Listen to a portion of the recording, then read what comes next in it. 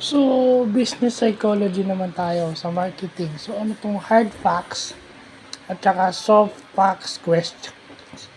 So, yung hard facts is yung ang required na sagot is isa lang. Yung talagang pinaka masasabi mo, non-opinionated.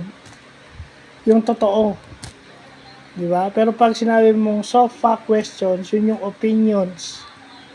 Yung reactions, opinions, yung mga ibig sabihin kasi ng fact is yung general truth, yung isa lang yung sagot. Pag sinabi mong opinions, subjective yun sa tao, for him or for her. So, ginagamit yung soft fact questions para makakonek ka dun sa clientele mo na magaan, yung parang nag-uusap lang kayo. Diba? Kasi kung lagi kang hard magtanong sa kanila, ang tendency is maiilang sa'yo yan o hindi na uulit. Diba?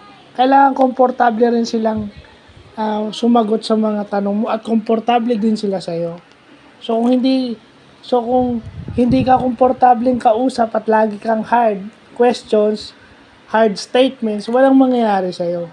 Kaso pag nagbigay ka naman ng soft questions, may limit kasi baka naiinsulto naman yung kausap mo. 'Di ba? Kasi mahirap naman yun, naging light nga, naging soft.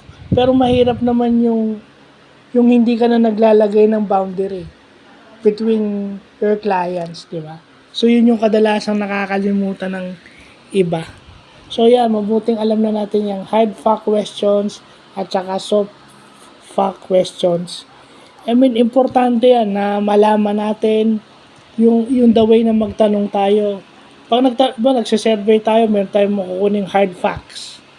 Pero meron din tayong kukuning soft facts kasi based sa kanila, based on their experience. Iba-ibang experience ng tao, so yun yung kailangan makita mo. That is soft fact. Pag sinabi mong hard facts, lahat sila pare-pareho ng sagot. So, yun lang po.